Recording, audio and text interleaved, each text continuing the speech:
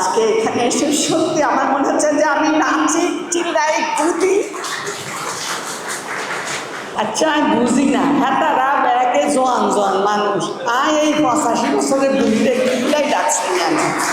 আরও আর সামনে বই রয়েছে সব বিরাট বিরাট মানুষেরা। ইসমাইল জাবিউল্লাহ ভাই, আরে তুই মাফ করে দিও, তুমি প্রথম চাকরি ঢুকি চিটাগাং গেছিলা, আর মাইয়ারে করলো সারাদিন বয়ে থাকতো ওই সার্কিট হাউসে, খাইতো কি ডাল ভাত আলু ভর্তা, ভাবি কি রাঁধছেন আজকে দিবেন একটু খাইতে। ইসমাইল জাবিউল্লাহ মনে আসেনি?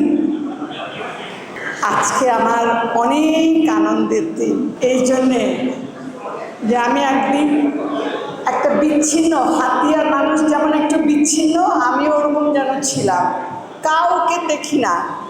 আজকে মনে হচ্ছে আমি আবার সেই দুর্দণ্ড প্রতাপে, সেই 85 বছর বয়স, প্রতি মুহূর্তে মনে করি কাল সকালে উঠে হয়তো আর কাউকে দেখব না।